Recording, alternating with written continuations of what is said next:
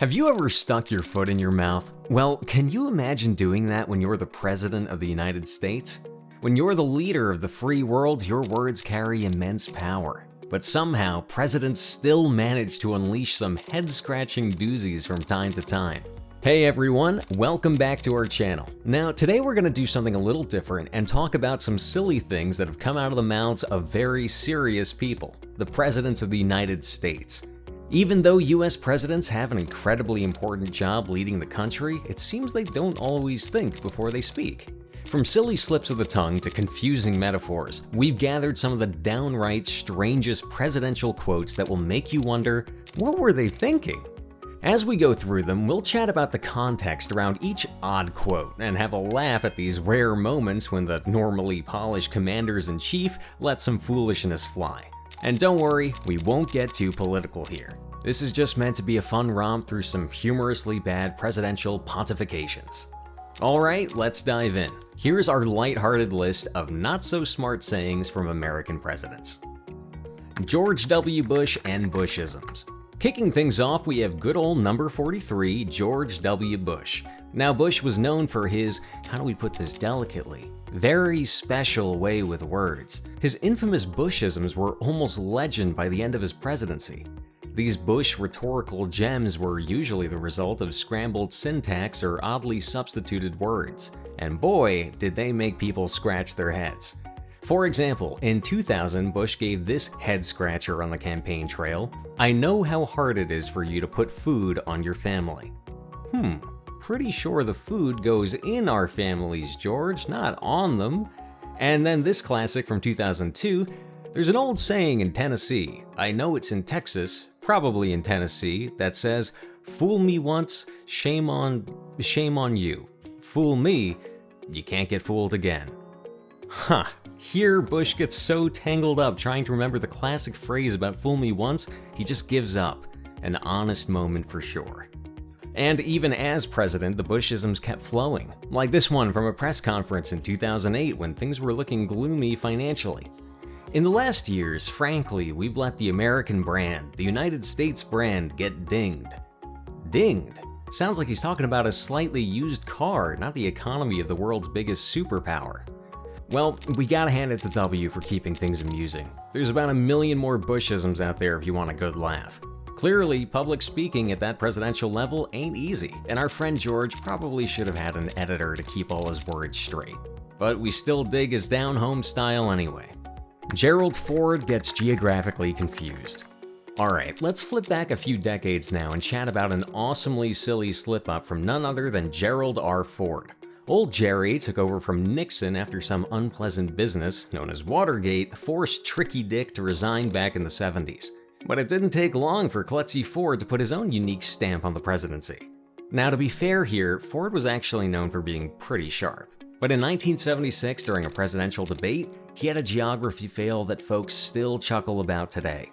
When asked about the Soviet influence in Eastern Europe, Ford confidently declared that there is no Soviet domination of Eastern Europe and there never will be under a Ford administration. What's that? Did you say the Soviets don't dominate Eastern Europe? Last we checked, Jerry, places like Poland, Czechoslovakia, Hungary, and all those countries were solidly under Soviet control. Obviously, Ford meant to imply that was a bad thing and he wouldn't stand for Soviet dominance. But words matter when you're the leader of the free world, and saying the Soviets weren't dominating Eastern Europe when they clearly were was quite the blunder. Naturally, the media had an absolute field day mocking Ford after that goof. Comedians like Chevy Chase portrayed him as a bumbling klutz on Saturday Night Live, and the label stuck for poor Jerry for the rest of his term.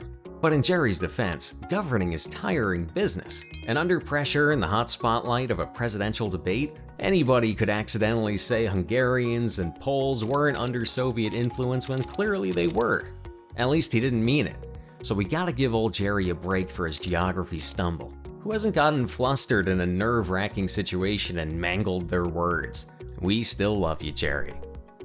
Bill Clinton and the meaning of is. Alright, let's come back to more modern times with the guy they called Bubba. Yep, good old Bill Clinton.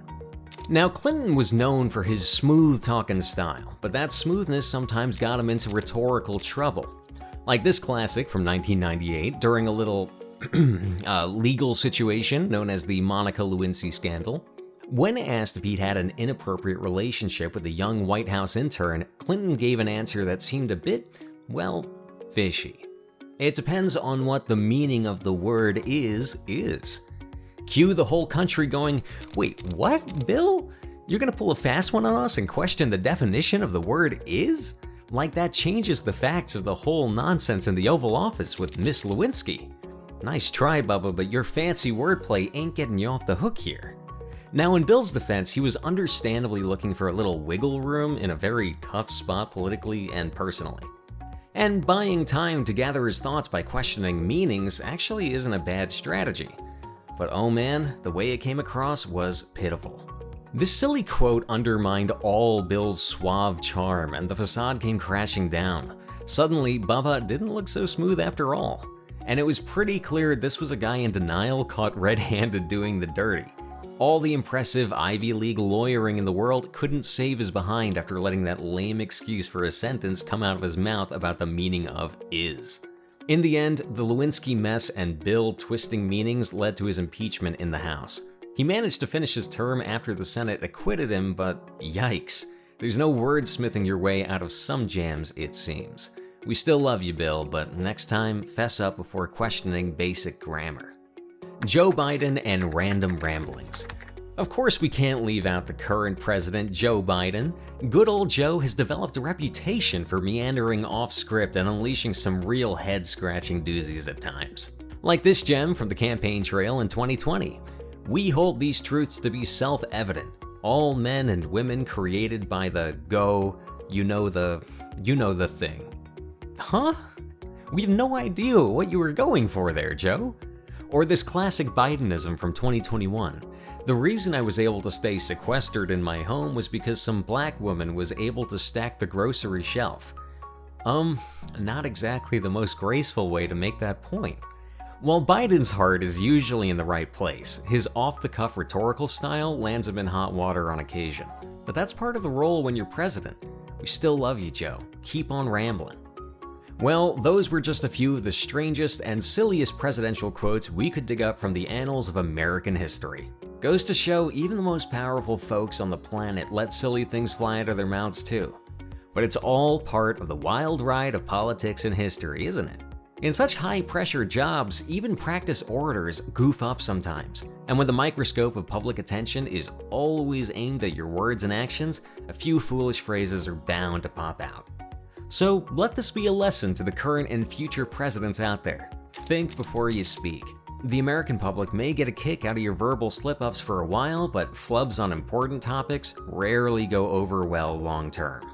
Alright friends, that wraps up our look back on some less than smart sayings from US presidents. As always, let us know which silly quote was your favorite or if we missed any other notable ones. Stay tuned for more lighthearted looks at serious world events. See you next time.